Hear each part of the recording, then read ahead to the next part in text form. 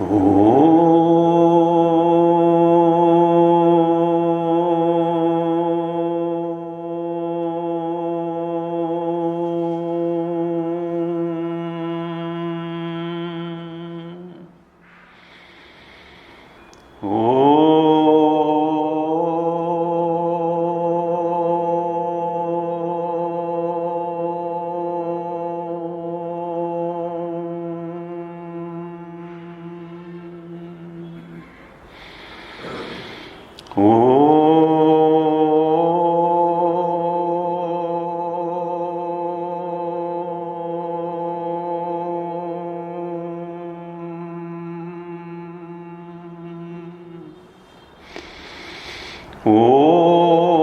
सहना भवतु सहनौ भुनक्तु सह वीर्यं करवावहै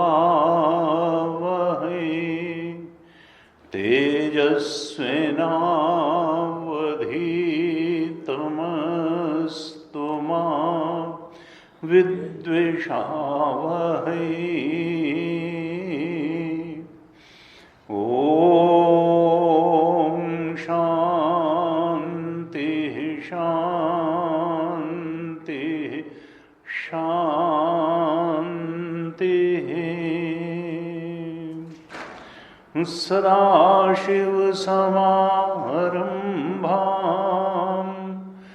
शङ्कराचार्यमध्यमाम् अस्मदाचार्यपर्यन्तां वन्दे गुरुपरम्पराम्।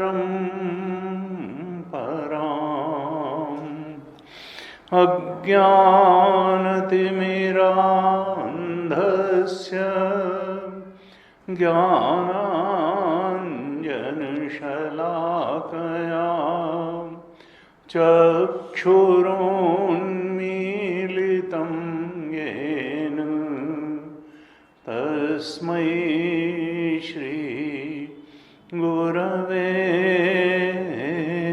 नमः। तस्मै श्री गुरवे नमः। ध्यान श्लोकों का पाठ करते हैं। ओम पार्थाय प्रतिबोधितां भगवता नारायणेन स्वयं व्यासेन ग्रथितां पुराणमुनिना मध्ये महाभारतम् अद्वैतामृतवर्षिणीं भगवतीम् अष्टादशाध्यायिनीम् अम्ब त्वामनुसन्दधामि भगवद्गीते भवद्वेषिणीम्।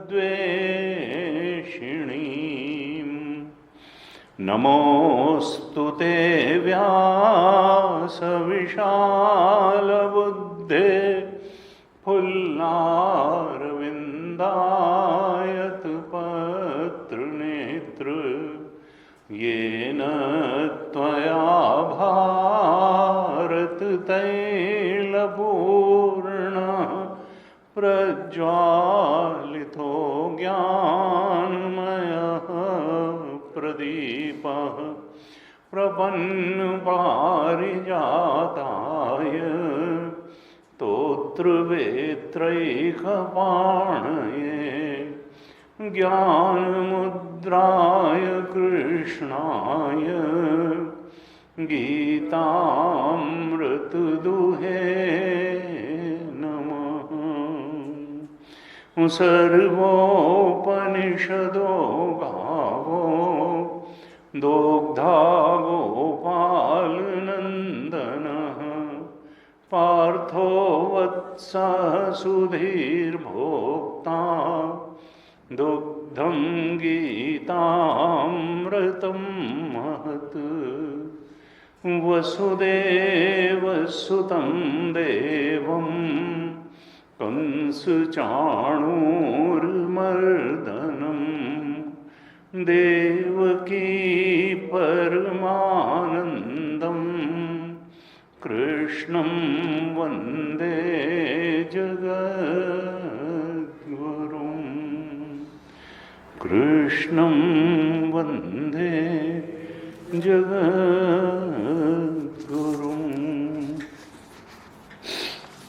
गीता जी के 8वें अध्याय पर चर्चा चल रही है। कुछ श्लोकों का पाठ कर लेते हैं, फिर चर्चा। अध्याय 8 के श्लोक संख्या 5 से पाठ करेंगे। चैप्टर 8 श्लोक नंबर 5 आप दोहराइए। अंतकाले च मामेव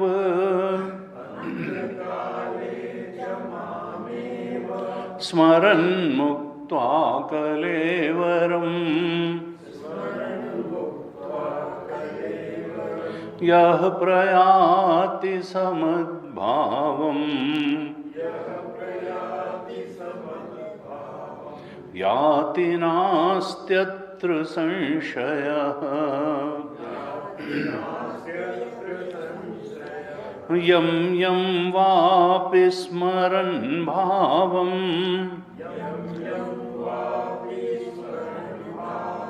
त्यजत्यन्ते कलेवरम् तं तमेवैति कौन्तेय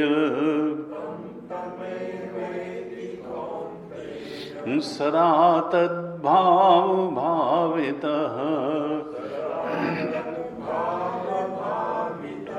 तस्मात् सर्वेषु कालेषु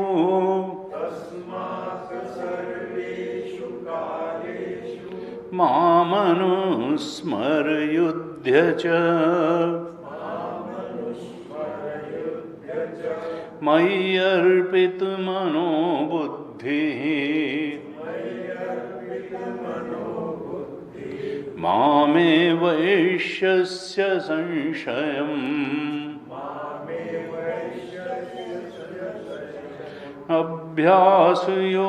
अभ्यासयोगयुक्तेन चेतसा नान्यगामिना परमं पुरुषं दिव्यम् याति पार्थानुचिन्तयन्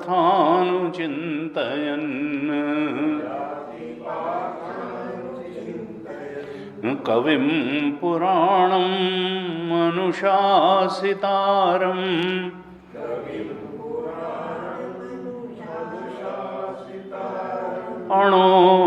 अणोरणीयान् समनुस्मरेद्यः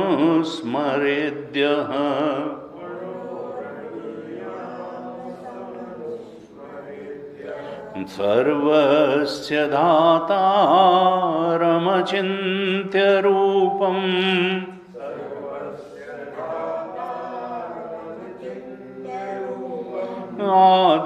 आदित्यवर्णं तमसः परस्तात्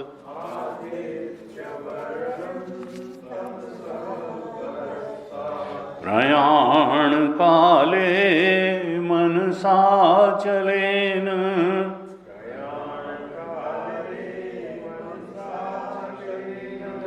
भक्त्या युक्तो योगबलेन चैव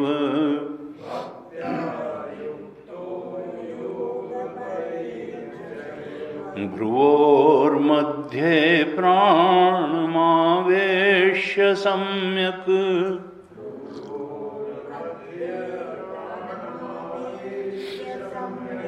सतं परं पुरुषमुपैति दिव्यम्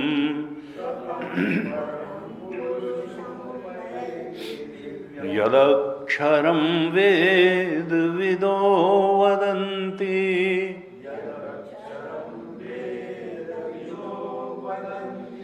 विशन्ति यद्यतयो वीतरागाः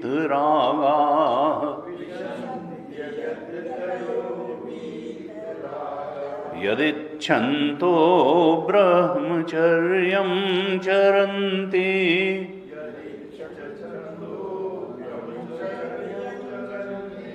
तत्ते पदं संग्रहेण प्रवक्षे।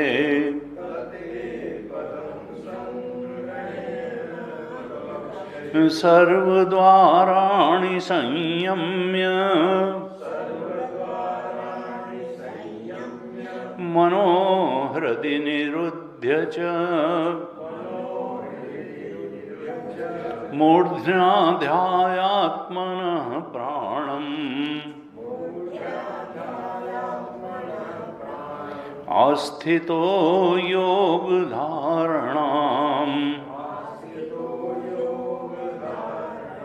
ओमित्येकाक्षरं ब्रह्म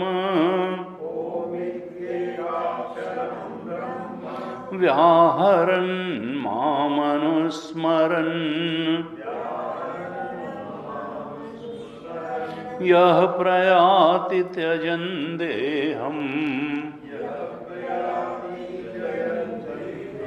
स याति परमां गतिम् स याति परमां गतिम्।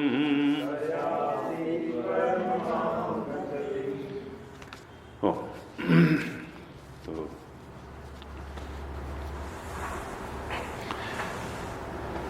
हमने चौथे श्लोक तक चर्चा की। अर्जुन ने जो 6 प्रश्न पूछे थे पहले और दूसरे श्लोक में, उनका उत्तर तीसरे और चौथे श्लोक में भगवान ने दे दिया। अब जो 7वां प्रश्न पूछा था कि प्रयाण काले च कथम ज्ञेयोऽसि नियतात्म भी, जो नियतात्मा भी है, युक्त आत्मा है, वो प्रयाण काल में यानी मृत्यु के समय जो संयमित मन वाला है, युक्त मन वाला है, निष्प्रह सर्व कामेभ्य है, जिसको युक्त कहा 6ठे अध्याय में, जिसको संयमित चित्त वाला कहा, हमने चर्चा की थी कि 6ठे अध्याय के 18वें श्लोक में भगवान ने युक्त की बड़ी सुंदर परिभाषा दी और विनियतम चित्तम की भी परिभाषा दी, क्योंकि जो विनियमित चित्त वाला है वही आत्मा में अवतिष्ठित हो सकता है।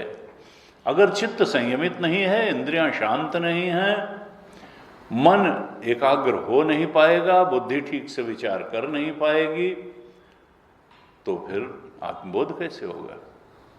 संयम की बड़ी आवश्यकता है। तो 6:18 में भी पहले भगवान पूरी गीता में संयम का उपदेश करते हैं, वहां बड़ा सुंदर कहा 6:18 में कि यदा विनियतम चित्तम आत्मनियव, जो हर प्रकार से नियमित किया हुआ चित्त है, विनियमित, नियमित नहीं विनियमित, विशेष रूप से नियमन जिसका हो चुका है, संयमन हो चुका है, वही आत्मा में स्थिति प्राप्त कर पाता है। क्यों? क्योंकि निष्प्रह सर्व काम भी, नष्ट तृष्णा हो गई है। अब उसके जीवन को इच्छाएं नहीं चला रही हैं, तृष्णाएं उसको नहीं नचा रही हैं, भगा रही हैं संसार में। नष्ट तृष्णा हो गया है, निष्प्रह सर्व कामेभ्यो। अब वो जान गया कि संसार स्वप्न तुल्यो ही राग द्वेषादि, जैसे जागने के बाद सपने की किसी बात की तृष्णा नहीं रहती, तो ऐसे ही आत्मा में अवस्थित होने के बाद इस जागृत अवस्था की उसको कोई तृष्णा नहीं है, कोई कामना उसको यहाँ बांधती नहीं है। वो तो बाधित वृत्ति से व्यवहार कर रहा है। वो जान गया कि इस भेद से भरे संसार का सत्य तो इसका अधिष्ठान आत्मा ही है। आत्मा एव इदम सर्वम, भेद प्रतीति मात्र है, भेद आभास मात्र है, भेद अध्यास मात्र है, अधिष्ठान तो आत्म तत्व है और उसी में वो स्थित हो गया, यानी वो आत्मा में जाग गया। जानिए तब ही जीव जग जागा, जब सब विषय विलास विरागा। निष्प्रह सर्व कामेभ्य, तो कहा इसी को युक्त इति उच्यते तदा, इसी को युक्त कहते हैं। तो भगवान ने 7वें अध्याय के अंतिम श्लोक में, 30वें श्लोक के अंतिम अर्धाली में कहा था, प्रयाण काले पिचमाम ते विदिर युक्त चेतसः, जो युक्त चेतसः हैं। 7:30 में कहा था कि वो प्रयाण काल में अर्थात मृत्यु के समय भी माम विदु, वो मुझे जानते रहते हैं, अपने आत्मस्वरूप को जानते रहते हैं। वो इस संसार के प्राणी पदार्थों के स्मरण करते हुए शरीर नहीं छोड़ते हैं, मेरा स्मरण करते हैं। और अंते स्मृति सागति, मेरा स्मरण करते हुए चूंकि शरीर छोड़ते हैं, तो प्रयाण काल में वो जानते रहते हैं तब भी कि सत्य क्या है, असत्य क्या है। सत्य मैं कृष्ण परमात्मा हूं, जो उनका आत्मा हूं। अब अर्जुन ने पूछा था 8वें अध्याय के दूसरे श्लोक की अंतिम पंक्ति में कि प्रयाण काले च कथम ज्ञेयोऽसि नियतात्म भी, प्रयाण काल में जो नियतात्म भी है, यानी युक्त चेतसा है, यानी संयमित इंद्रियों वाला है, संयमित मन वाला है, वो आपको कैसे जानता रहता है? क्योंकि उस समय तो स्मृति का भी लोप हो जाता है, कभी मूर्छा आ जाती है, कॉमा में चला जाता है, वो जानता कैसे रहता है? प्राण काले च कथम। अब भगवान इसी 7वें प्रश्न का उत्तर 5वें श्लोक से लेकर के और अध्याय में पूरे में देते हैं। तो सबसे पहले क्या कहते हैं 5वें श्लोक में कि अंत काले च मामेव स्मरन् मुक्त्वा कलेवरम यह प्रयाति समद्भावम याति नास्ति अत्र संशय। कहते हैं अर्जुन, माम एव स्मरन्, माम एव मुझे ही याद करते हुए, मुझे ही अपनी स्मृति में बसाए हुए, माम एव यानी और एव लगाया हुआ है, केवल मुझे। ये नहीं कि छोटा लड़का कहाँ है और बड़ी बहू कहाँ है और दुकान पे कौन है और ये क्या है, ये पैसा कहाँ कहाँ रखा हुआ है, भाई ये तो बता दिया है, थोड़ा ये और जान लो। न तो धन की स्मृति, न परिवार की स्मृति, न संसार की स्मृति, न कोई राग न द्वेष, परमात्मा। और माम एव, मुझ कृष्ण परमात्मा की स्मृति में ही। अब ये एव घटना बड़ा कठिन है जीवन में, जिसके एव नहीं घटा, जिसने परमात्मा को अपना एकमात्र संबंधी नहीं माना कि जीव ब्रह्म सम सहज संघाती, जीव का अनादिकाल से जो सहज संघाती है, मित्र है, जिसने साथ छोड़ा नहीं, वो तो ब्रह्म तत्व ही है, वो तो भगवान ही है। बाकी तो सब प्याऊ पर मिले हुए लोग हैं, शरीर के सारे संबंध हैं, शरीर तक सारे संबंध हैं, लेकिन हमारा असली संबंध तो परमात्मा से ही है। उसने कभी साथ छोड़ा ही नहीं, हम भले उसको याद करें न करें, चेतना देने वाला तो वही है, ज्ञान देने वाला तो वही है, क्रिया शक्ति ज्ञान शक्ति सब कुछ देने वाला तो वही है, हमारे कर्मों का फल देने वाला भी वही है, वही तो है। कहा अंत काले च माम एव, मुझे ही याद करते हुए, स्मरण, जो मुक्त्वा कलेवरम, कलेवरम का मतलब ये फिजिकल बॉडी, कलेवर ये क्या है? ये एक आवरण ही तो है, कलेवर ही तो है। किसका? जीव का, सूक्ष्म शरीर का बाह्य आवरण है ये स्थूल शरीर। सूक्ष्म शरीर तो मरता नहीं है, वो तो कर्म के अनुसार अपनी अगली यात्रा पर चला जाएगा। तो यहां पर कहा जो मुक्त्वा कलेवरम, जो इस देह को छोड़ता है, मेरी याद में छोड़ता है, मेरी ही याद में छोड़ता है, मुझे ही स्मरण करते हुए छोड़ता है, अर्थात निष्प्रह हो गया है। क्योंकि उसी को कौन स्मरण करेगा?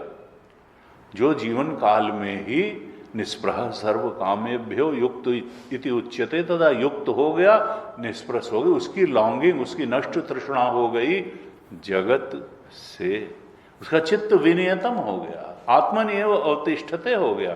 उसने जान लिया कि भगवान ही मेरा सगा संबंधी है, एकमात्र संबंधी है, और फिर मनियत सबहि राम के नाते, वो सबसे अपना नाता निभा रहा है, लेकिन चूंकि सबका भगवान से नाता है, सबके हृदय में वही परमात्मा चेतन बन के बैठा हुआ है, इसलिए सब उसके आत्मीय हैं। अब वो किससे घृणा करे और किससे द्वेष राग करे। कहें अंत काल में जो मेरा स्मरण करते हुए इस स्थूल देह का त्याग करता है, यह प्रयाति समद्भावम, वो कहाँ जाता है, उसकी गति क्या होती है, उसका जीव किस गति को प्राप्त करता है? अगले शरीर को प्राप्त करता है। कुकर शुकर योनि में जाता है या देव योनि, गंधर्व योनि में जाता है, स्वर्ग में जाता है कि नरक में जाता है, किस लोक को प्राप्त करता है, किस देह को प्राप्त करता है, उसकी या मनुष्य देह में उसकी गति क्या होती है, कहाँ जाता है, यह प्रयाति। तो भगवान कहते हैं मद्भावम याति वो मेरे को प्राप्त हो जाता है, भगवत स्वरूप को प्राप्त हो जाता है, आत्म स्वरूप को प्राप्त हो जाता है, वो कहीं जाता वाता नहीं है। वो तो ब्रह्म, ब्रह्म क्या है? बृहत्वात् ब्रह्म। कोई ऐसी जगह ही नहीं है जहाँ ब्रह्म ना हो।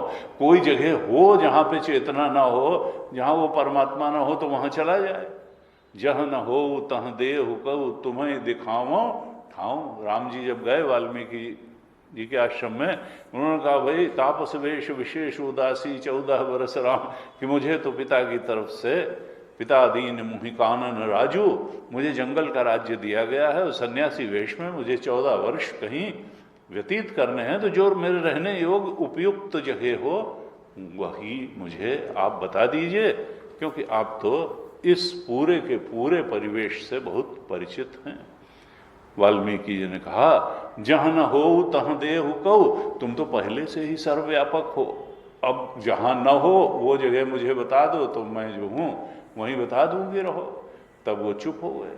उन्होंने कहा यहाँ तो सारी भेद पहले से खुला खुलाया है, अब ज़्यादा जिरा करना ठीक नहीं है ये जो है और फिर वो 14 घर का बड़ा सुंदर प्रकरण आता है कि उनके हृदय में जाके रहो, जिनके हृदय हैं समुद्र समाना कथा तुम्हार सुबह सर नाना भरे निरंतर हो इन पूरे, तिनके ही तुम कह ग्रह रूरे। जिनके तुम्हारे बारे में सुनते सुनते जिनके कान थकते ही नहीं हैं, तुम्हारी कथा रूपी नदी से जिनके कान कभी भरते ही नहीं, श्रवण समुद्र समान है। समुद्र कभी नहीं कहता है कि ए नदी अब जल ना लाओ, अब बहुत हो गया। इसी तरह से जिनके कान समुद्रवत कभी ये कहते ही नहीं है कि अब कथा जो है और ना हो। कुछ लोग क्या करने जाते हो, रोज रोज वही बात तो बताते हैं कि आत्मा सत्य है और जगत मिथ्या है।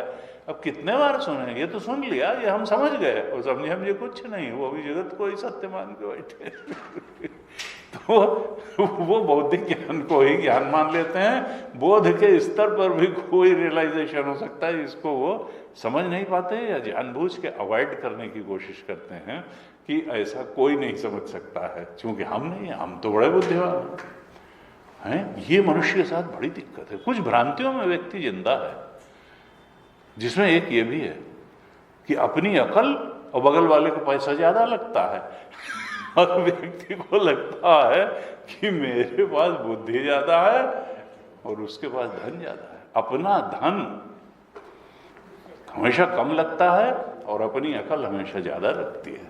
मेरे पास बुद्धि ज्यादा है और उसके पास पैसा ज्यादा है तो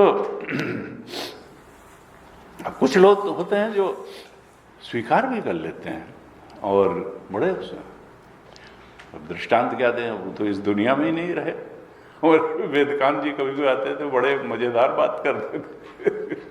हमने कहा आप ऐसे ही रहे, क्या नहीं उनको देखिए, अरे हमने कहा तो सब लोग एक बराबर थोड़े होते हैं, उनसे भी आप तो हमेशा बीच में खड़े होंगे।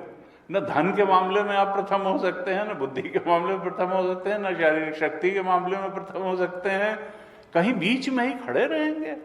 तो इसमें इतनी कौन सी बात है, भगवान ने कृपा की तो कोई अपने कहीं पहुंच गया, कोई कहीं पहुंच गया, इसमें इतना इसको महत्व देने या परेशान होने की बात नहीं है। परेशान होने की बात यही है कि हम परमात्मा के बोध के कितना निकट पहुंचे या नहीं पहुंचे, सत्य के मार्ग पर हम कितना बढ़े और कितना नहीं बढ़े।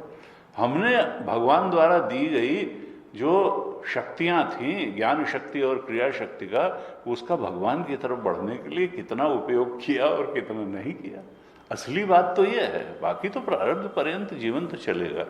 यहाँ कहा यह प्रयाति जो मेरा स्मरण करते हुए इस स्थूल देह का त्याग करता है, वो कुकर शूकर योनियों या देव गंधर्व योनियों को नहीं प्राप्त करता है, वो भगवत भाव को, अपने ब्रह्म स्वरूप को प्राप्त कर लेता है, आत्म स्वरूप में ही स्थित हो जाता है। नास्ति अत्र संशय, ये कोई शंका की बात नहीं है, इसमें कोई अर्जुन शंका मत करना।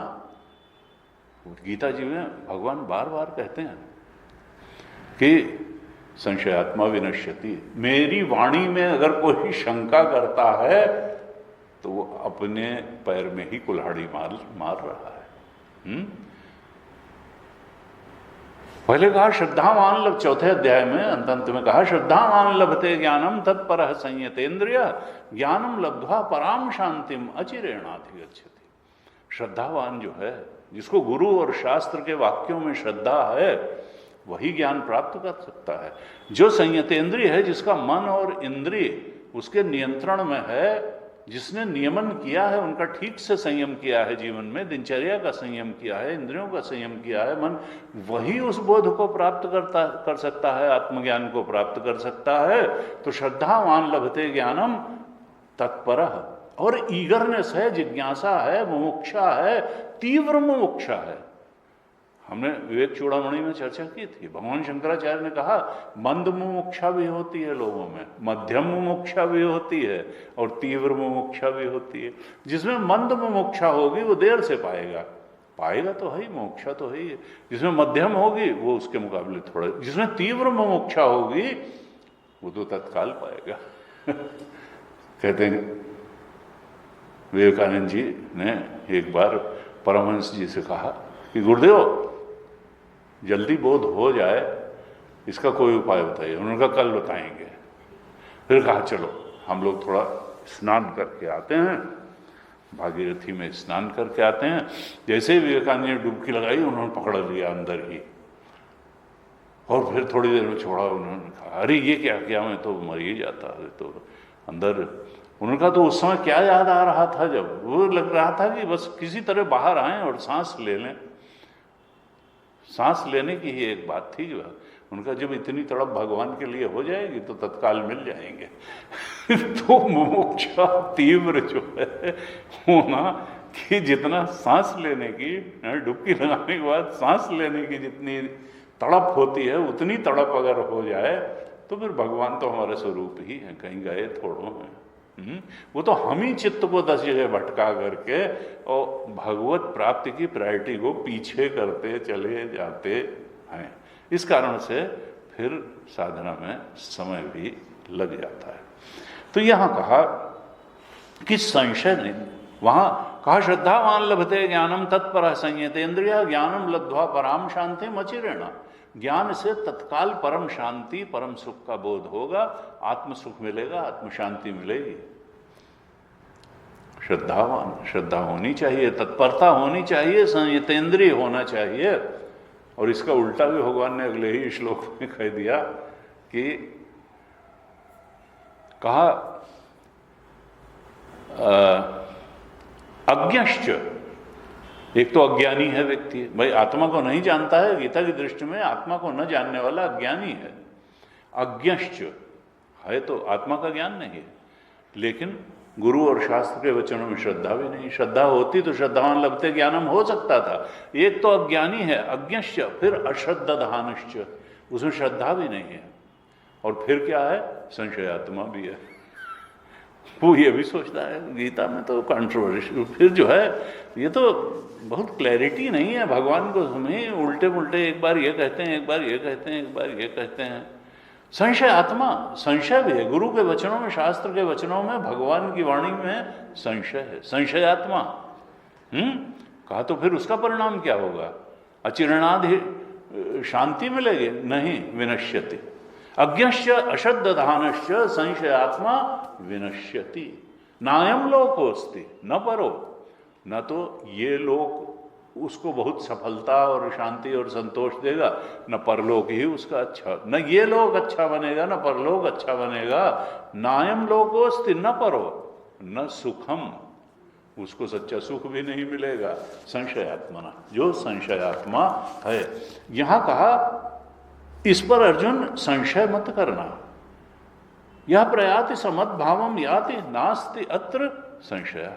बार बार भगवान अंतिम श्लोक में 18वें अध्याय के 66वें श्लोक में, ये जो हमने अभी श्लोक 2 बताए, ये चौथे अध्याय के 39 और 40 श्लोक हैं। तो और 18वें अध्याय के 66 श्लोक में जो उपदेश का अंतिम है, भगवान ने वहां भी कहा संशय मत करो। सर्वधर्मान परित्यज्य मामेकम शरणं व्रज अहम त्वा सर्व पापेभ्यो मोक्षयिष्यामि मा शुचः। शंका मत करना, क्योंकि तुम हर बात में शंका करते हो। अर्जुन शंका मत करो मेरे, क्योंकि संशयात्मा विनश्यति। शंका करोगे तो फिर तुमको ज्ञान नहीं होगा। शंका जो है मत करना। भगवान जो है, यहां भी भगवान ने कहा याति नास्ति अत्र संशय है, इस बात में कोई संशय नहीं है कि वो मुझे ही प्राप्त करता है, जो मेरी याद में इस देह का त्याग करता है मरण के समय में। अब शास्त्रों में कई अगली गति क्या होगी उसके बारे में कई बातें आती हैं। जैसे कहा कि देखो, अंते या गति है सा, अंते या मति है सा गति है। अंत काल में जो जैसी मति होती है, बुद्धि होती है, स्मरण होता है, तो वो बात तो यहां भी कही, अंते या मति है सा गति है। लेकिन अब ये भी कहते हैं कि अंत में जैसी कामना होती है वैसा भी होता है। मुंडक उपनिषद में कहा सकाम भी जायते तत्र तत्र। अंत समय में जिसकी जो कामना होती है सकाम भी जायते। अगर अंत में आपको कामना आ गई कि हाय गाय कितना सुंदर पशु होता है, गाय की याद में मरे तो गाय हो जाए। इतने बड़े संत भरत, जड़ भरत, मृग का स्मरण करते हुए देह छूटा तो मृग ही हो गए। तो सकाम भेज जाते। अंत की कामना जो है आपको वहीं ले जा करके खड़ा कर देती है। और गुरु जी कहते थे व्यावहारिक जीवन में भी यही होता है। आपने सोचा वहां जाएंगे, सत्संग में जाएंगे, ये जाएंगे, अचानक लगा कि अब सत्संग में कल चलेंगे, आज जरा पिक्चर देखाते हैं। तो जो लास्ट का थॉट होता है वही प्रिवेल करता है। वो चाहे आपने 3 घंटे से जो प्रोग्राम बनाया हो, अगर घर से निकलने के बाद थॉट अगर बदल गई तो लास्ट थॉट प्रिवेल करेगी और वही काम आप करेंगे लास्ट थॉट जो होगी। इसलिए कहते हैं कि सुविचारित मार्ग को छोड़ना नहीं चाहिए, क्योंकि अचानक व्यक्ति अपना निर्णय बदलता है। ये कर रहे हैं, अगर अचानक लगा ये कर लिया और बस वो कर लिया ना। तो कहा देखो और यथा कर्म यथा श्रुतम, कठोपनिषद में कहा कि गति का नियामक क्या है? आपका कर्म और आपका ज्ञान। यथा कर्म, यथा श्रवण से ही ज्ञान होता है। कहा दो चीजें हैं, आपकी गति कर्मानुसारी होती है, और ये तुलसीदास जी ने कहा काहू न को सुख दुख कर दाता, निज कृत कर्म भोग सब भ्राता। अपने कर्म के अनुसार ही भोग मिलता है, और जो भोग इस जन्म में नहीं मिले वो अगले देह में मिलेंगे, उससे अगले देह में मिलेंगे। तो कर्म सिद्धांत बहुत बड़ा है। कर्म जो है गति का नियामक होता है, ये कठोपनिषद में कहा। और कहा कि ज्ञान जो है वो भी ज्ञान, क्योंकि ज्ञानानुसारी ही तो कर्म होता है। ज्ञान जो है जिसका जैसा होगा वैसा ही उसका विवेक होगा। ज्ञान से अनुग्रहित विवेक के अनुसार ही तो कर्म होता है, तो ज्ञानानुसारी कर्म होगा। कहा कि तो कामना भी गति का नियामक बनती है, ज्ञान भी गति का नियामक बनता है, कर्म भी गति का नियामक बनता है शास्त्र के अनुसार। और यहां जो गीता जी में बताया भगवान ने कि अंतिम स्मृति गति का नियामक बनती है, यहां अंतिम स्मृति पर सबसे ज्यादा बल दिया गया। अब गुरु जी कहते थे जब ये चार चार कारण गति के बता दिए गए, ज्ञान भी बता दिया गया, कामना भी बता दिया गया, कर्म भी बता दिया गया, और स्मृति अंतकाले च मामेव स्मरण मुक्त्वा कलेवरम, अंतिम स्मृति को यहां भगवान ने कह दिया कि अगर मेरी स्मृति अंतिम होगी तो फिर तुम मेरी ही गति प्राप्त करोगे। और ऐसे लोग हुए। कहा अंतिम में स्मृति बनाए रखने के लिए जो बहुत संसारासक्त होगा वो अंत में अचानक भगवान की स्मृति वो बनी रहे, ये नहीं होगा। उसको संसार का मिथ्यात्व जीवन काल में ही स्पष्ट होना चाहिए। संसार से के प्रति वैराग्य की भावना है। देखत सोना लगे सकल जग कांच है, अरे भाई पलटू जीवन कहिए झूठ तो मरना सांच है। थोड़ा संसार के मिथ्यात्व का बोध गहरा उसको जीवन काल में ही अगर नहीं होगा तो मरते समय वो माम एव स्मरण नहीं कर पाएगा। कहीं ना कहीं संसार की कामना इच्छा स्मरण उसमें आ जाएगा। लेकिन अगर उसने जीवन ठीक से जिया है तो नानक देव जी के कहे गए वाक्य को वो ठीक से रियलाइज कर लेगा। और वो वाक्य कई बार बड़ा चुभने वाला है, लेकिन अब नानक जैसे संत ने कहा है तो कुछ सत्य जरूर होगा। नानक देव जी ने क्या कहा? जगत में झूठी देखी प्रीत, अपने ही सुख सो संग लाग्यो, क्या दारा क्या मीत। जगत में झूठी देखी प्रीत है। अब इसी को रिफाइंड वे में याज्ञवल्क्य ने मैत्रेयी से भी कहा कि अरे मैत्रेयी, पति के लिए पति प्रिय नहीं होता, अपने सुख के लिए पति प्रिय होता है। पत्नी के लिए पत्नी प्रिय नहीं होती, अपने सुख के लिए पत्नी प्रिय होती है। पुत्र के लिए पुत्र प्रिय नहीं होता, अपने सुख के लिए पुत्र प्रिय होता है। धन के लिए धन प्रिय नहीं होता, अपने सुख के लिए धन प्रिय होता है। आत्मनस्तु का मित्र के लिए मित्र प्रिय नहीं होता, अपने सुख के लिए मित्र प्रिय होता है। आत्मनस्तु कामाय सर्वम, इस अपने आपा के सुख के लिए ही सब कुछ प्रिय होता है। नहीं तो जो तुम्हारे दुख का कारण है उससे जरा प्रेम करके दिखा दो। और जो व्यक्ति जब तक सुख का कारण बना रहता है तब तक वो प्रिय रहता है। जैसे ही वो दुख का कारण बना तो फिर प्रेम ढीला पड़ जाता है, या कोई और उससे ज्यादा सुख का कारण बन गया। ये जो एक्स्ट्रा मैरिटल रिलेशन और ये जो है जो तलाक और ये और डोमेस्टिक वायलेंस, इसके पीछे है क्या? यही तो मन की चंचलम ही मन कृष्णा प्रमादि बलभद्रहम तस्याहम निग्रहम मन्ये वायोरिव।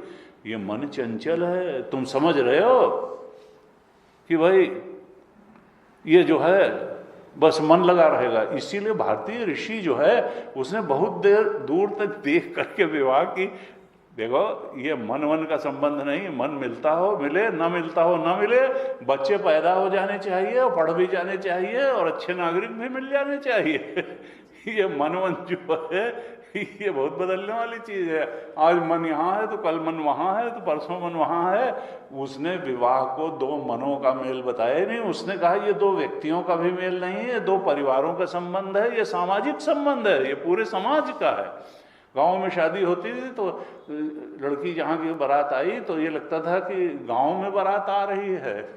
अखंडानंद महाराज कहते थे कि बड़े बड़े लोग अगर कोई गरीब आदमी की बेटी है तो उसके यहाँ सामान भिजवा दिया करते थे। तो हमारे यहाँ उसको कोई पर्सनल या इमोशनल अफेयर नहीं माना गया, विवाह तय भी बड़े लोग करते थे। तो तब विवाह में स्थायित्व था, और विवाह का संबंध वो अगर मन से होगा तो मन तो किसी का आज तक एक जगह टिक के रहा ही नहीं। हमेशा जो है लोग हर 3 महीने पे ना भी बदल पाए तो कम से कम सोचते हैं कि नया मॉडल आ गया गाड़ी का, थोड़ा ये ले लो, और घर में थोड़ा जो है ये चेंज करा लो और जरा ये कर लो। कहीं कोई फाइनल बात थोड़ा होती है कि नेसेसिटी पे आके मामला रुक जाए। तो कहा कि देखो ज्ञान, कामना, कर्म और स्मृति ये तीनों हैं, लेकिन अंत काल में अगर माम एव स्मरण की बात आती है तो उसके लिए नानक देव जी के वचन के अनुसार और याज्ञवल्क्य के वचन के अनुसार हमको बोध थोड़ा करना पड़ेगा कि ये जगत जो है बस ऐसा ही है। ठीक है, देखत सोना लगे। और ऐसे उदाहरण हुए भीष्म पितामह। भीष्म पितामह ने सब कुछ त्याग किया कौरवों के लिए, लेकिन कौरवों से ही उनको सम्मान नहीं मिला। उन्होंने राज्य का त्याग किया, उन्होंने वैवाहिक जीवन का त्याग किया, उन्होंने कहा मैं विवाह भी नहीं करूंगा और हमेशा जो इस सिंहासन पे कुरुवंश के बैठेगा उसकी रक्षा करूंगा, राज्य की रक्षा करूंगा। और उसके बाद में भी उनकी बात मानने वाला कोई नहीं था। द्रौपदी का चीरहरण भी हो रहा था, वो तो उनके ऐसे बंधे हुए थे अपने वचनों से कि वो डांट नहीं सके दुर्योधन को न धृतराष्ट्र को। तो लेकिन फिर उनकी बुद्धि तो उससे शुद्ध हो ही गई। वैराग्य तो उनमें था ही, और वैराग्य जीवन के अनुभवों से और ज़्यादा पुष्ट होता चला गया। और उस वैराग्य की पराकाष्ठा पर उनकी बुद्धि इतनी निर्मल और पवित्र और भगवत भावना, भगवत प्रेम से भरी रही कि भगवान कृष्ण उनको दर्शन देने के लिए स्वयं चल करके वहाँ गए जहाँ वो शरशैया पर लेटे हुए थे, और उन्होंने कहा कि तुम ऐसे ही खड़े रहना और मुस्कुराते हुए खड़े रहना जब तक मैं इस शरीर से अपने प्राणों का त्याग न कर दूं, तब तुम, क्योंकि मैंने इस अपनी मेरी जो बुद्धि है ये बहुत निर्मल पवित्र है, ये कुंवारी कन्या जैसी मैंने इसको सब तरह से बचा करके रखा है, ये बहुत है, निर्मल है, पवित्र है, और इस निर्मल पवित्र बुद्धि को मैं आपको ही अर्पित करता हूँ, क्योंकि इसके सुपात्र आप ही हैं, आपको ही अर्पण करने योग्य है। इसलिए मैं आपका ये प्रफुल्लित चेहरा देखते देखते अपनी बुद्धि को आपके अर्पित करते हुए ये देह छोड़ना चाहता हूं। और उन्होंने छोड़ दिए एकाग्र होकर के। तो ऐसा नहीं है, लेकिन कैसे वो कर पाए? क्योंकि जीवन भर वो सब कुछ करते हुए भी अंत में गहराई से वैराग्य प्रतिष्ठित रहा उनमें। इसलिए अंते स्मृति सागति, कहीं कोई उनकी स्पृहा नहीं थी, कहीं माम एव स्मरण मुक्त्वा कलेवरम उनका हुआ और वो भगवत बोध को प्राप्त हो गए, भगवत स्वरूप को प्राप्त हो गए, परम तत्व के बोध में लीन हो गए। तो बलाबल का प्रयोग होगा। अगर अंते स्मृति माम एव हुई तब तो भगवत प्राप्ति हो जाएगी, नहीं तो फिर कर्म के अनुसार गति होगी, ज्ञान के अनुसार गति होगी, कामना के अनुसार गति होगी। तो इसलिए बात सब ठीक है, लेकिन यहां भगवान ने कहा माम एव स्मरण मुक्त्वा कलेवरम, अगर मेरा ही स्मरण करते हो तो फिर जीवन भर तुमने क्या किया हो, भगवान उधर ध्यान नहीं देते हैं। माम एव स्मरण मुक्त्वा कलेवरम, तब तुम मुझे ही प्राप्त कर लोगे। भागवत जी में कहा कि देखो, वहां भी परीक्षित को 7 दिन में मर गए, उनको मालूम था 7 दिन ही जिंदा रहना है, कि गति क्या होती है, मरण म्रियमाण का कर्तव्य क्या है। जो मरने ही जा रहा है, जिसको मालूम है कि 7वें दिन तक्षत के काटने से मेरी मृत्यु हो जाएगी, तो उसको उसका कर्तव्य क्या, उसे करना क्या चाहिए। और तब सुखदेव जी बहुत स्पष्ट रूप से, और म्रियमाण सब हैं, हफ्ते में 7 ही दिन होते हैं, मरना सबको हफ्ते में 7 दिनों में ही किसी न किसी दिन आए। लेकिन हम सोचते हैं कि यहाँ ऐसे जीते हैं जैसे कि हम न जाने कितने दिन रहेंगे, कि हाँ नहीं वो चले गए वो बात अलग है, लेकिन हमारी बात कुछ है, तुम्हारी बात कुछ अलग अलग नहीं जो है वो कोई ठिकाना नहीं है कि कब क्या हो जाएगा। तो वहां पे सुखदेव महाराज कहते हैं परीक्षित से, तस्मात भारत सर्वात्मा, चूंकि 7 दिन में ही मरण होना है, यह आसन्न मृत्यु है सभी की। तस्मात भारत सर्वात्मा भगवान ईश्वरो हरि श्रोतव्य कीर्तितव्यश्च स्मर्तव्यश्च इच्छता अभयम। जो मृत्यु भय से मुक्त होना चाहिए, जो अभय होना चाहिए जीवन काल में भी और मृत्यु में भी, और मृत्यु के पश्चात भी जो अभय चाहता है, वो जो सर्वात्मा है, सबका आत्मा बन करके बैठा हुआ है। तस्मात भारत परीक्षित सर्वात्मा, जो भगवान कहते हैं, सर्वात्मा कहते हैं, ईश्वर कहते हैं, हरि कहते हैं, उसी के बारे में श्रोतव्य, श्रवण करो, उसी के बारे में चर्चा करो। श्रोतव्य कीर्तितव्यश्च स्मर्तव्यश्च, उसी के बारे में स्मरण करो। इच्छता अभयम, जो चाहे, यानी वही बात बताई कि स्मरण में परमात्मा को बसा लो, चर्चा में भगवान को बसा लो, और श्रवण में भी, यानी सत्संग करो। श्रवण जो है का मतलब सत्संग करो। भगवान ने कहा कि अंतकाल में कौन मेरा स्मरण कर पाएगा, अचानक नहीं हो। जन्म जन्म मुनि जतन कराही, अंतराम कही आवत नाही। जिसने जीवन भर स्मरण नहीं किया, जिसने भगवान को जीवन में प्राथमिकता नहीं दी, जिसकी महत्व बुद्धि भगवान में नहीं है, जिसकी आश्रय बुद्धि भगवान में नहीं रही जीवन भर, प्रायोरिटी में नंबर 1 जिसके भगवत उपासना और भगवत शरणागति नहीं रही, जो भगवान की शरण पकड़ के जीवन नहीं जिया, जिसने इच्छाओं की गुलामी का ही जीवन जिया, वो अंत काल में स्मरण जो है माम एव स्मरण मुक्त्वा कलेवरम नहीं कर पाएगा। जिसने अपनी दिनचर्या को ऐसा बनाया, चुस्त बनाया कि वो भगवदोन्मुखी दिनचर्या रही, जिसने चित्त को अपने भगवत परायण बनाया, विचारों को भगवत परायण बनाया, जिसने अपने स्वभाव को सुंदर बनाया, जो जीवन भर प्रभु के प्रेम के रस में डूबना जिसने सीखा, जिसकी प्राथमिकता परमात्मा रही, जिसकी महत्व बुद्धि परमात्मा में रही, जिसकी आश्रय बुद्धि परमात्मा में रही, वही माम एव स्मरण मुक्त्वा कलेवरम कर पाएगा। अचानक नहीं हो जाएगा।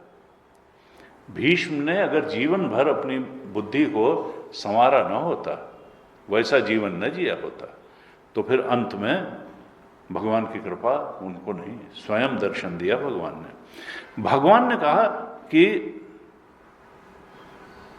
देखो, ये अंत में मुझे ही स्मरण करते हुए कलेवर से मुक्त हो, तो इसके लिए करना क्या चाहिए। तो 5वें श्लोक में तो एक नियम बता दिया कि माम एव स्मरण मुक्त्वा कलेवरम यह प्रयाति सब मत भावम याति, वो भगवत मुझ परमात्मा भाव को प्राप्त होता है, नास्ति अत्र, इसमें कोई संशय नहीं है। लेकिन अब ये अंत काल में माम एव स्मरण मुक्त्वा, कैसे हो, ये सधे कैसे, साधना क्या करें कि अंत में उसका ये स्मरण कर पाए। तो वो साधना छठे श्लोक में बताई। कहा यम यम युवापि स्मरण भावम त्यजत्यन्ते कलेवरम तम तमे वैति कौन्तेय सदा तद्भाव भावितः। भगवान कहते हैं यम यम वापि स्मरण भावम, जो जो जिस जिस भाव का, भगवान शंकराचार्य ने भाष्य में लिखा यम यम भावा भावम देवता विशेषम स्मरण। कोई वरुण देवता की भी पूजा कर सकता है, कोई इंद्र देवता की पूजा कर सकता है, कोई पवन देवता की पूजा कर सकता है, कोई अग्नि देवता की, सूर्य देवता की भी पूजा। जिस जिस देवता की पूजा करोगे उस देवता के भाव को प्राप्त करोगे और उस देवता के लोक में भी जाओगे। हैं? अगर भगवान की याद करोगे तो भगवान को प्राप्त होगे, ये ध्यान रहे। इसीलिए हमने 7वें अध्याय में भी देखा था कि भगवान ने कहा था कामैस्तैस्तै हृतज्ञानाः प्रपद्यन्तेन्य देवता। कामनाओं ने जिसकी बुद्धि को चौपट कर दिया है वही मुझे छोड़ के, ईश्वर को छोड़ के अन्य देवताओं की उपासना करता है। क्यों? क्योंकि कहा देवताओं की पूजा करने से सीमित फल मिलेगा, वो स्वयं ही मुक्त नहीं है, तो तुमको क्या मुक्त करेंगे। अंतवत्तु फलम तेषाम तद्भवत अल्पमेधसाम, वो मेधसा वाले हैं, वो अल्प बुद्धि हैं जो अन्य देवताओं की पूजा करते हैं मुझे छोड़ करके। क्योंकि देवान देव ये जो यान्ति और मद भक्ता यान्ति मापपि, देवताओं की पूजा करने वाले देवताओं के लोक को प्राप्त होते हैं। थोड़ा ये संसार को पाने की वो अनुग्रह कर सकते हैं, मुक्ति वो दे नहीं सकते क्योंकि वो खुद स्वयं मुक्त नहीं है। और लेकिन मेरा भक्त तो मुझे प्राप्त करता है। मद भक्ता यान्ति मामपि, वहां भी यही कहा था और यहां भी कहा याति स मद भाव, वो मेरे भाव को, परमात्मा भाव को प्राप्त कर लेता है। लेकिन कैसे, उसके लिए करें क्या, कौन अंत में मेरा स्मरण बनाए रखते हुए कलेवर का त्याग कर सकता है।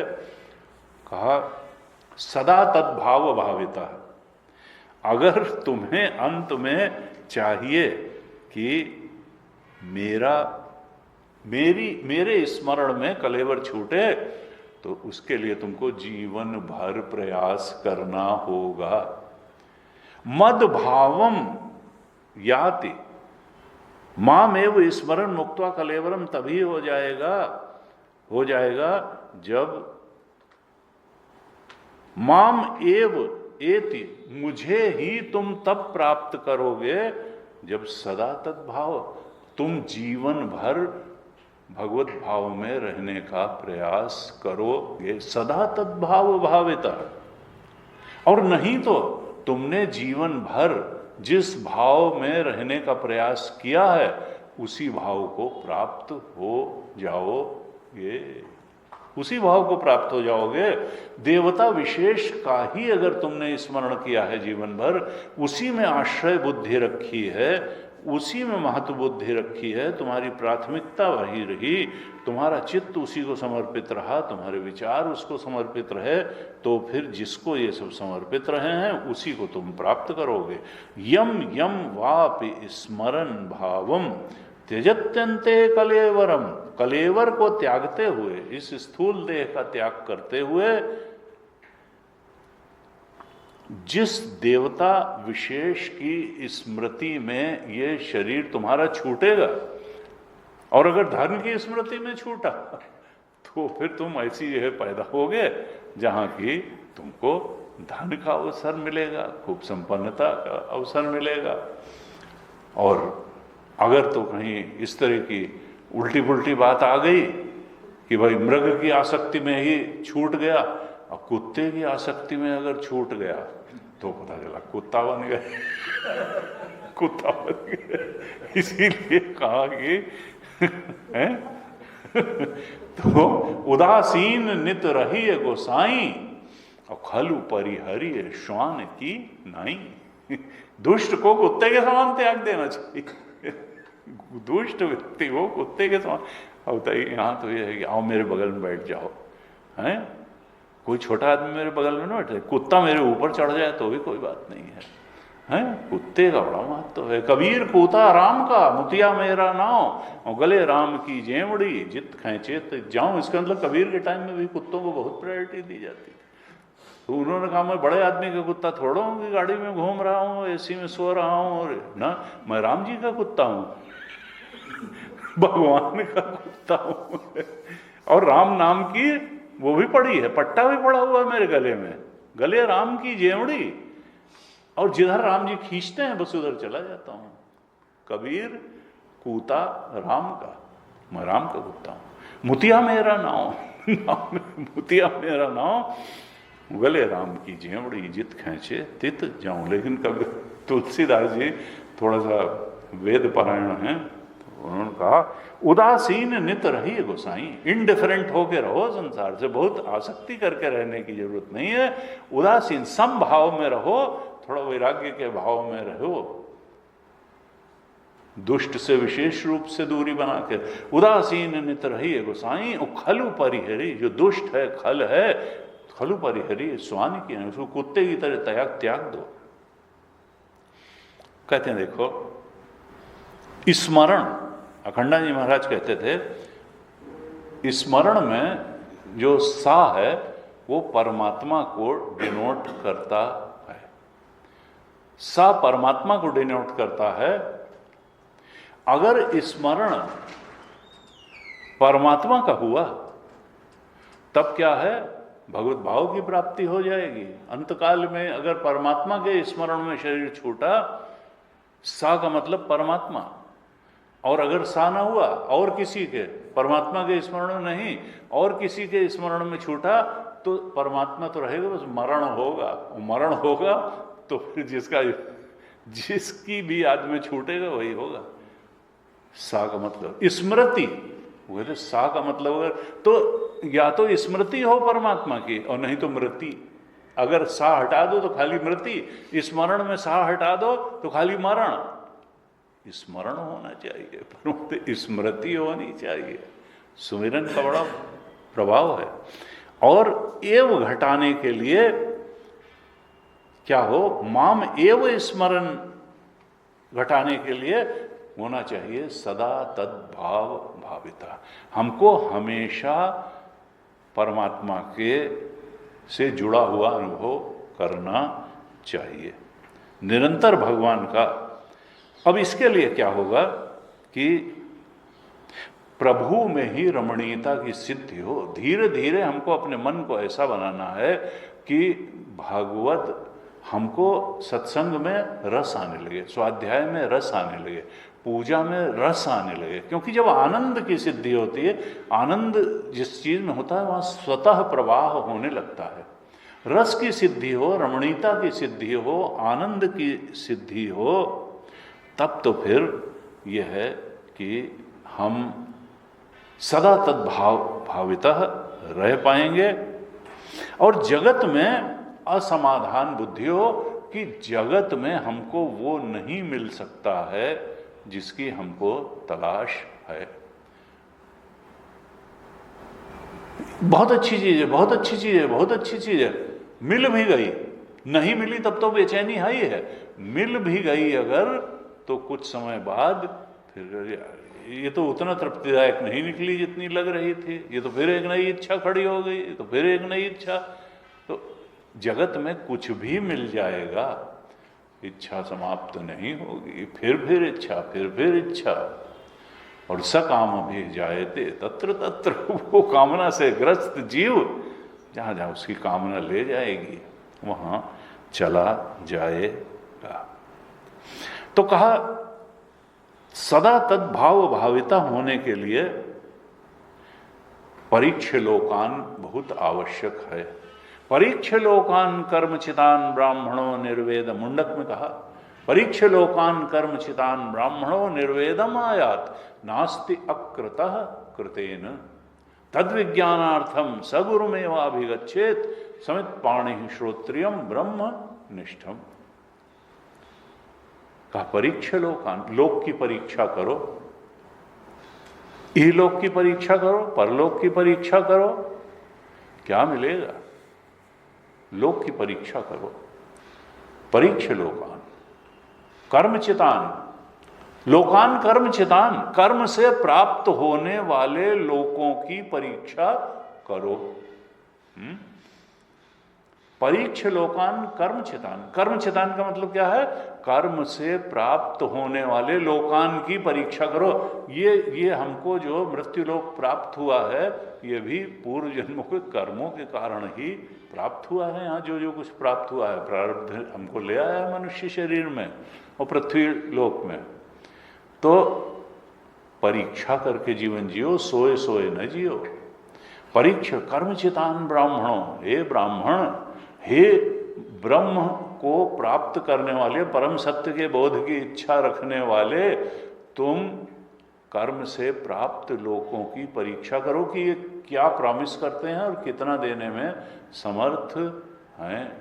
परीक्षण करो। तब अगर परीक्षण करोगे तो तुम जान लोगे कि कर्म से जो भी प्राप्त होता है वो काल में नष्ट हो जाता है। अगर तुमको किसी शाश्वत शांति और शाश्वत सुख की इच्छा है तो कर्म से प्राप्त लोक में मिलने वाला नहीं है, क्योंकि शाश्वत चीज जो जन्मा है वो मरेगा जरूर। इसलिए अगर कोई शाश्वत शांति या शाश्वत सुख चाहिए, शाश्वत स्थिति चाहिए, उसी को मुक्ति कहा, तो उसके वो तो ऐसी होनी चाहिए जो कर्म से मिलेगा वो तो काल में नष्ट हो जाएगा, वो जो उत्पन्न होगा वो भी नष्ट हो जाएगा। कर्म से ही चीजें उत्पन्न होती हैं, ये शरीर भी कर्म से उत्पन्न हुआ, तो वो चीज उत्पन्न और नहीं होनी चाहिए, मरण धर्म। और वो चीज तो फिर किससे प्राप्त होगी? ज्ञान से ही प्राप्त होगी। और ज्ञान से कोई नई चीज प्राप्त नहीं होती, ज्ञान से केवल अज्ञान का नाश होता है। इसलिए वो चीज आपको ऑलरेडी प्राप्त है, आपका स्वरूप, आपका आत्मा। कहीं बाहर से लाना होता तो कर्म करके ले आते, वो तो आपका स्वरूप है। इसीलिए अज्ञान का नाश ज्ञान से जैसे ही होता है, वैसे ही जो है आत्मा अपने को प्रकाशित कर देता है। अज्ञान और अध्यास और आसक्ति का नाश होते ही स्वरूप हमारा प्रकट हो जाता है। तो कहते हैं कि जब परीक्ष लोकान हो जाता है कि कर्म से प्राप्त लोकों में हमारा लक्ष्य हो ही नहीं सकता है, लोकान कर्म चितान में हमारा कोई लक्ष्य नहीं हो सकता है, कि तो फिर अकृतः कृतेन, जो कृत नहीं है, कर्म से उत्पन्न नहीं है, लक्ष्य तो वही हो सकता है। और ऐसा हमारा स्वरूप है, हमारा ज्ञान है। अगर ये हो गया कि वो ज्ञान चाहिए, उस सत्य का ज्ञान चाहिए, वो हमारा स्वरूप है, वो ज्ञान, तो उस ज्ञान को किससे प्राप्त करोगे? जो ज्ञानी है, ज्ञानी से ही तो। तद विज्ञानार्थम स गुरुमेवा विगच्छेद। उस अकृतः को प्राप्त करने के लिए गुरु के पास जाओ, समित पाणी है, विनय पूर्वक जाओ, संविधा लेकर के जाओ। गुरु कैसा हो? श्रोत्रियम ब्रह्मनिष्ठम। वो उसको शास्त्रों का, उपनिषद का, गीता का, ब्रह्मसूत्र का, जो हमारा प्रस्थानत्रयी बताई गई है, उसका ज्ञान भी हो और बोध भी हो, वो उसको समझाने की योग्यता भी रखता हो और ज्ञान को प्रत्यायित भी कर सकता हो। श्रोत्रियम ब्रह्मनिष्ठम, वो श्रोत्रिय भी हो और ब्रह्मनिष्ठ भी हो। ऐसे गुरु के पास जाओ, तद विज्ञानार्थम, उस परम सत्य के बोध के लिए, अज्ञान के नाश के लिए, और ज्ञान स्वरूप परम आत्म तत्व प्रकट हो सके, इस बात के लिए। सदा तद्भाव भाविता। तो यहां साधक का स्वरूप बता दिया कि वो भगवान के स्मरण में हमेशा रहता है। जगत से उसका वैराग्य है, असमाधान है, वहां प्रभु में रमणीयता सिद्धि हो गई, रस सिद्धि हो गई, जगत से वैराग्य हो गया, और फिर अंत समय में भी वो भगवान की स्मृति बनाए रख पाएगा। और इसके लिए कहा नहीं तो फिर अंत्य स्मृति सागर थी। पुरंजन जो है वैदर्भी बन गया, स्त्री आसक्त चित्त बहुत था, तो स्त्री के ही स्मरण करते करते पुरंजन ने देह त्याग किया, तो अगले जन्म में स्त्री बन गया, वैदर्भी बन गया। और वहाँ हमने बताया था भागवत जी में, वहाँ भी उसका जब विवाह हुआ एक राजा से, उसकी जल्दी डेथ हो गई, तो ये फिर रो रहा है। तब उसका अविज्ञात सखा परमात्मा का भेजा कोई संत आया, कहते हैं स्वयं परमात्मा था, वो अविज्ञात सखा है, वो हमेशा सखा है, लेकिन हमको ज्ञात नहीं है कि वो सही बात बताता है अंतर्यामी बन के, ये ना करो और ये करो, लेकिन हम कहते हैं चुप बैठो, थोड़ा कर लेने दो, थोड़ा तुम थोड़ी देर तो चुप रहो। हर समय आकर के खड़े हो जाते हो, ये ठीक नहीं, ये ठीक नहीं, फिर वो बेचारा चुप हो जाता है। जब हम बहुत ज़्यादा उसको चुप कराते हैं, फिर बोलना बंद कर देता है। कहते हैं रमणीयता भगवान में सिद्ध हो, आश्रय बोध भगवान में बढ़ता रहे, संबंध बुद्धि भी बढ़े, तब फिर क्या होगा कि हमको सदा तद्भाविता होंगे, तो फिर स्मरण मुक्त्वा कलेवरम माम एव स्मरण मुक्त्वा कलेवरम भी हमारे अंदर घट जाएगा, ऐसे कहा। तो अब 7वें श्लोक में क्या कहते हैं? 7वें श्लोक में भगवान कहते हैं तस्मात् सर्वेषु कालेषु माम अनुस्मर युध्य च मयि अर्पित मनोबुद्धि माम एव ऐष्यसि असंशय। भगवान कहते हैं सदा भाव भाविता रहने के लिए क्या करो? बड़ा स्टेप वाइज है भगवान। पहले का माम है वो स्मरण मुक्ता कलेवरम, उसके लिए क्या करो कि मेरी ही याद में कलेवर छूटे, कि हमेशा जीवन भर प्रयास करते रहो, परीक्षण करके जियो, सदा तद्भाव भाविता रहने का प्रयास करो। अब 7वें में क्या कहते हैं? वही बात, सदा तद्भाव भाविता रहने के लिए क्या करें कि सर्वेषु कालेषु माम स्मरण, हमेशा तुम मेरा स्मरण करो। सर्वकाल में, हम कहते सर्वकाल में कैसे करें? दफ्तर भी तो जाना है, काम भी तो करने हैं, परिवार भी तो देखना है, बैंक भी तो जाना है। भगवान कहते हैं ना, ये सब बहानेबाजी से नहीं चलेगा। जब भगवान कोई ऐसा काम नहीं कहते हैं, उड़िया बाबा कहते थे या शरणानंद जी महाराज कहते हैं कि भगवान तुमसे कुछ ऐसा करने को नहीं कहते हैं जो तुम न कर सको। भगवान का जो भी आदेश है वो जानते हैं कि तुम्हारी सामर्थ्य क्या है, तुम जानबूझ के टाल मटोल करते हो, बात अलग है। भगवान कोई ऐसा आदेश नहीं देते गीता में जो तुम न कर सको, तुम सब कर सकते हो। ये कोई ऐसी बात नहीं, बस थोड़ा प्रयास प्रयत्न की आवश्यकता है और उसको ठीक से समझने की आवश्यकता है कि हाउ टू इम्प्लीमेंट इट। ये भगवान के इन वचनों को जीवन में किस प्रकार उतारें, ये समझने की आवश्यकता है। अगर भगवान ने कहा है कि तस्मात् सर्वेषु कालेषु माम अनुस्मर युध्य च, युद्ध जैसा घोर कर्म भी अगर करना हो तो भी मेरा स्मरण बनाए रखते हुए करो। गुरु जी कहते थे भाई देखो, इसके लिए भगवान क्या इशारा कर रहे हैं कि जो अभिमानी व्यक्ति होता है वो ऐसा थोड़ा कि दफ्तर में अभिमानी होता है और घर में अभिमानी नहीं होता है, या सोते समय अभिमानी नहीं होता है। जो अभिमानी है वो 24 घंटे अभिमानी है, वो सोते समय भी अहंकारी है, वो जागते समय भी अहंकारी है, वो घर में भी अहंकारी है, वो दफ्तर में भी अहंकारी है। और जो विनयी है वो दफ्तर में भी विनयी है, बाजार में भी विनयी है, वो घर में भी विनयी है, और वो सोते समय भी विनयी है। तो हम अगर भक्त हैं, सेवक हैं भगवान के, तो हम सोते समय भी भक्त हैं, जागते समय भी भक्त हैं, दफ्तर में भी भक्त हैं, और हम बाहर बाजार में भी भक्त हैं। हम हमेशा, ये तो आपका पर्सनालिटी ट्रेट है, ये तो क्वालिटी है आपकी व्यक्तित्व की, कि आप भक्त का मैं बन करके जी, कि अहंकारी का मैं लिए, कि विनयी का मैं लेकर के जी रहे हैं, या भक्त का अहम लेकर के जी रहे हैं। तो दासों हम की वृत्ति से आप करिए। हनुमान जी की यही वृत्ति, हनुमान जी बहुत बड़े उदाहरण हैं इसके। अपना कोई भगवान की प्रसन्नता के लिए ही तब कर्म होगा, भगवान के स्मरण में ही कर्म होगा।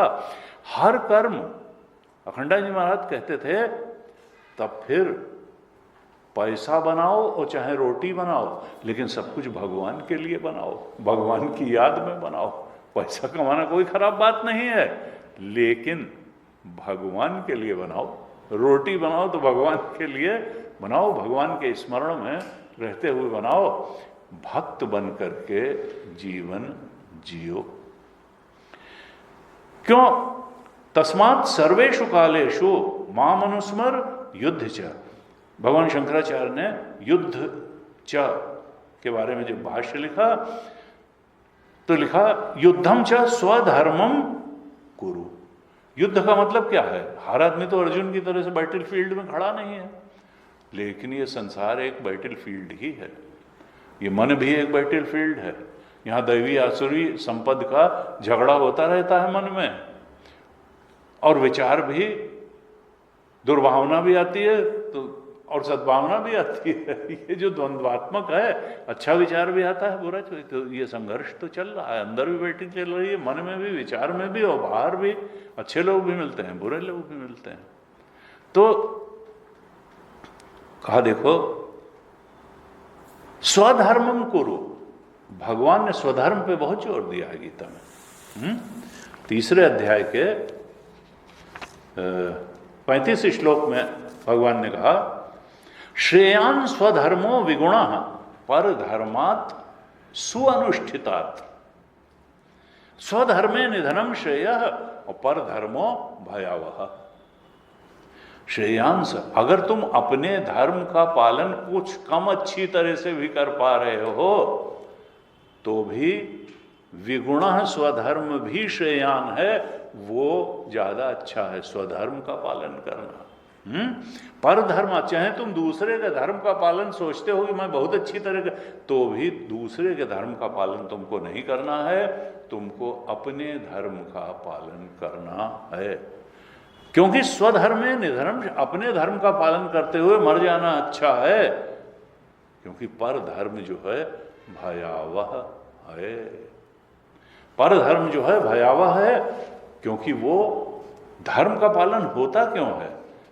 वासनाओं की निवृत्ति के लिए। जब आप अपने गुणों के अनुसार जो है, वो जो आपका स्वभाव है उसके क्षय करने के लिए का साधन है धर्म ते विरति। अगर आप अपने स्वभाव, और स्वभाव कैसा? गुणों से उत्पन्न होता है, वासनाओं से उत्पन्न होता है स्वभाव। इसलिए ब्राह्मण के लिए ब्राह्मण कर्म ही ठीक है, क्षत्रिय के लिए क्षत्रिय कर्म ही ठीक है, वैश्य के लिए वैश्य कर्म और शूद्र के लिए परिचर्यात्मकम कर्म ही ठीक है। 18वें अध्याय में जब भगवान ने सबके धर्म बताए, ब्राह्मण क्षत्रिय वैश्य शूद्र के, और तब कहा स्वे स्वे 18वें अध्याय के 45 और 46 श्लोक में भगवान ने क्या कहा? 18, 45, 46 में कि स्वे स्वे कर्मणि अभिरतः संसिद्धिम लभते नरः। अपने अपने कर्म को करते हुए संसिद्धि को ये मनुष्य प्राप्त कर लेता है। संसिद्धि का मतलब क्या है? वहां चित्त शुद्धि, अंतःकरण की शुद्धि। यही तो आध्यात्मिक उन्नति में जो प्रथम आवश्यकता है वो तो शुद्ध अंतःकरण ही है। निर्मल मन जन सो मोहि पावा, मोहि कपट छल छिद्र न भावा। अंतःकरण की शुद्धि कैसे होगा? स्वे स्वे कर्मणि।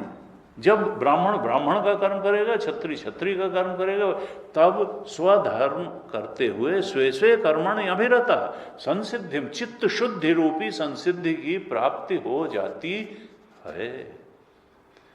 स्वकर्म निरतः सिद्धिम यथा विंदति तच्छृणु। इस तरह से स्वधर्म में निरत रहते हुए दूसरी सिद्धि का मतलब क्या है?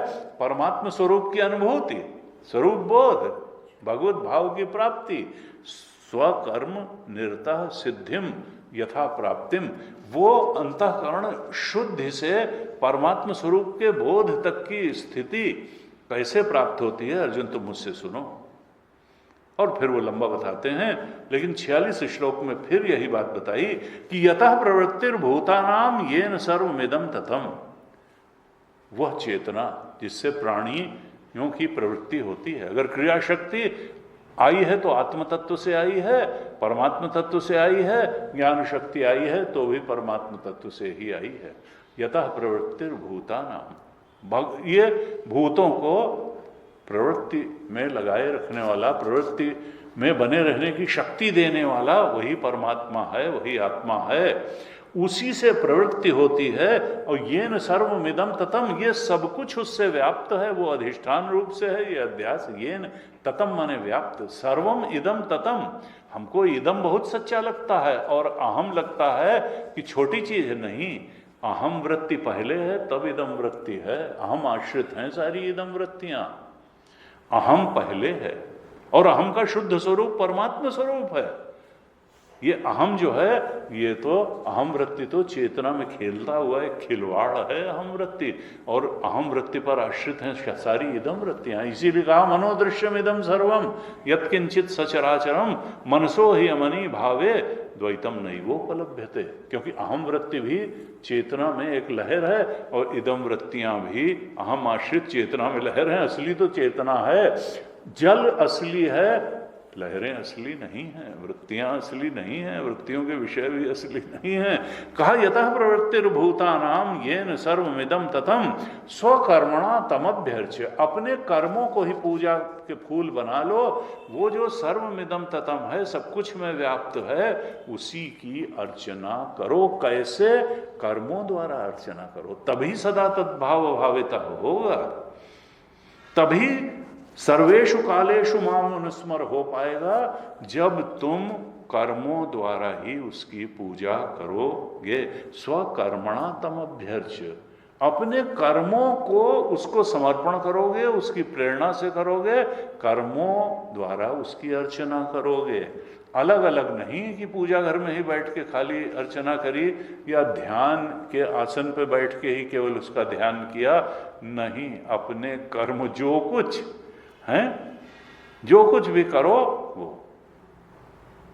कबीर ने कहा कि साधो सहज समाधि भली, जहां जहां डोलो सो परिक्रमा, जो कुछ करो सो पूजा, और जहां जाऊं तहां करो दंडवत, भाव मिटाऊं दूजा।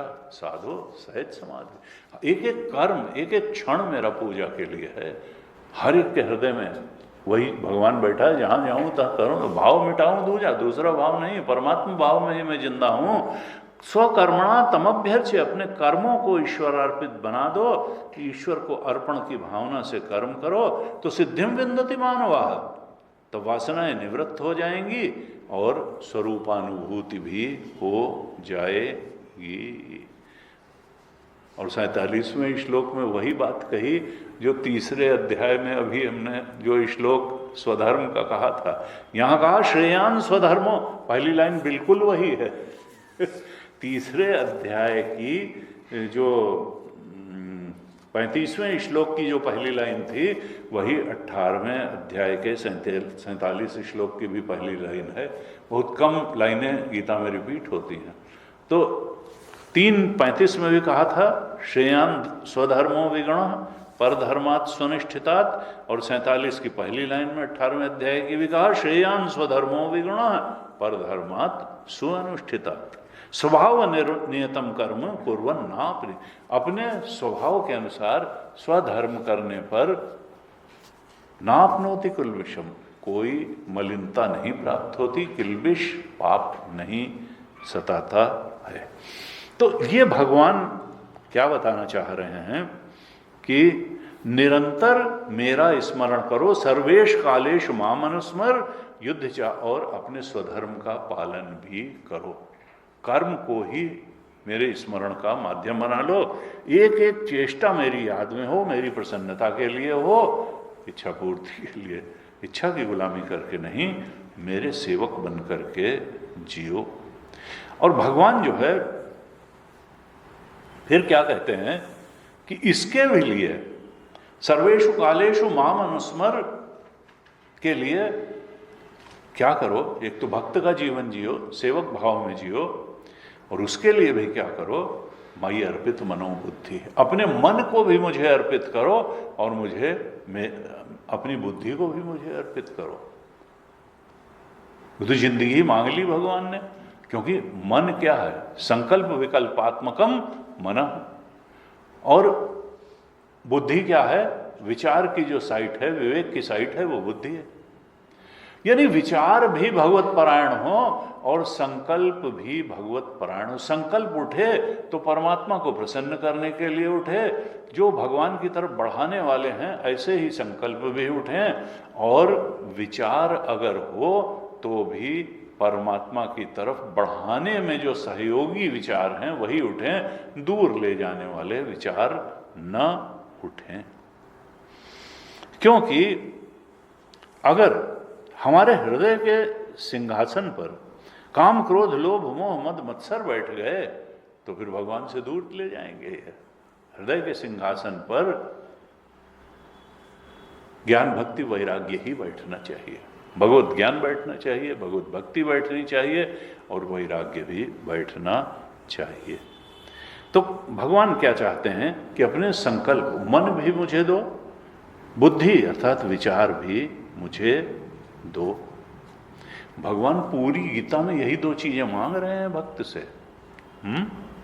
बहुत जगह मांगा, यहां भी कहा मयि अर्पित मनोबुद्धि, जो मैं अपनी मन और बुद्धि को मुझे अर्पित कर देता है, मुझे तुम्हारा धन नहीं चाहिए, मुझे तुम्हारा तन नहीं चाहिए, संसार को तुम्हारे धन की बहुत आवश्यकता है, शरीर से संसार की सेवा करो, धन से संसार की सेवा करो, संसारी लोग बहुत प्रसन्न होंगे, लेकिन मैं किससे प्रसन्न होता हूं?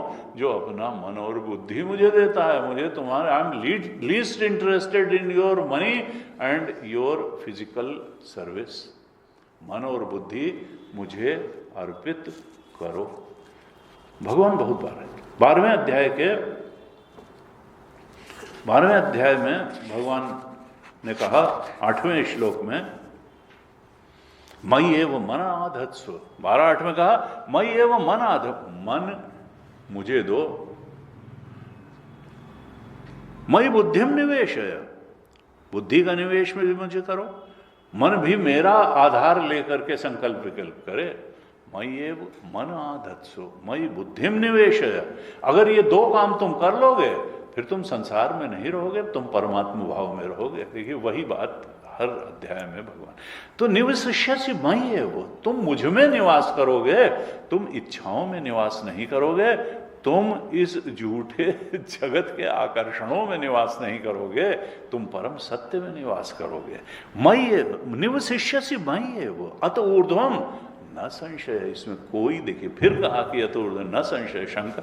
भगवान खूब जान रहे हैं कि अर्जुन जैसा जो शिष्यस्ते हम शादिमाम त्वाम प्रपन्नम कह चुका है, वो भी संशय कर सकता है। संशय मत करना। मयि एव मन आधत्स्व, मयि और बुद्धि, मन और बुद्धि मांगनी है। और इसी 12वें अध्याय के 14वें श्लोक में भगवान फिर कहते हैं ज्ञानी भक्त के लक्षण में कि संतुष्ट सततम योगी यतात्मा दृढ़ निश्चय। 12-14 में कहा योगी हमेशा संतुष्ट रहता है, वो यतात्मा रहता है, यानी यत आत्मा, आत्मसंयमी है, दृढ़ निश्चय वाला है, तत्व के स्वरूप के विषय में उसको कोई संशय नहीं है। दृढ़ निश्चयी है कि नहीं सच्चिदानंद स्वरूप ही है हमारा। ये सब तो तीनों शरीर सुपर इम्पोजिशन है, पंचकोश जो है वो तो उस तरफ बढ़ने के लिए एक उपकरण के रूप में हमको मिले हैं। और फिर कहा मयि अर्पित मनोबुद्धि, टाइम बहुत हो गया, मयि अर्पित मनोबुद्धि यो मद भक्त समय प्रिया। जो अपने मन और बुद्धि को मुझे अर्पण करता है ऐसा भक्त मुझे प्रिय है। मयि अर्पित मनोबुद्धि यो मद भक्त, ऐसा जो मेरा भक्त है, जो मन और बुद्धि को मुझे अर्पित करता है, वो मुझे बहुत प्रिय है। तो इस तरह से भगवान पूरी गीता में मन और बुद्धि को अर्पित करने की मांग करते हैं और कहते हैं ऐसा अगर करोगे तब सर्वेषु कालेषु माम अनुस्मर होगा। सब काम करते हुए तुम मुझे पाओगे और मुझे जो है ये नहीं। तो भगवान का आधार लेकर के जीवन जियो, परीक्षलोकान जीवन जियो। तो भगवान ने अभी और आगे बताने वाले हैं कि किस प्रकार से ये अंतकाले च मामेव स्मरण मुक्ता, इसी की साधनाएं बता रहे हैं भगवान आगे। अभी कुछ अगले 3-4 श्लोकों तक यही प्रकरण और चलेगा। भगवान और बताएंगे कि किस किस रूप में तुम जीवन जियो तो अंतकाले च मामेव स्मरण मुक्ता कलेवरम होगा, और मद भावम याति हो जाएगा, मुक्त हो जाओगे, भगवत भाव की प्राप्ति हो जाएगी। आगे ओम पूर्णमदः पूर्णमिदं पूर्णात् पूर्णमुदच्यते पूर्णस्य पूर्णमादाय पूर्णमेवावशिष्यते। ओम शांति शांति शांति। हरि ओम। श्री गुरुभ्यो नमः। हरि ओम।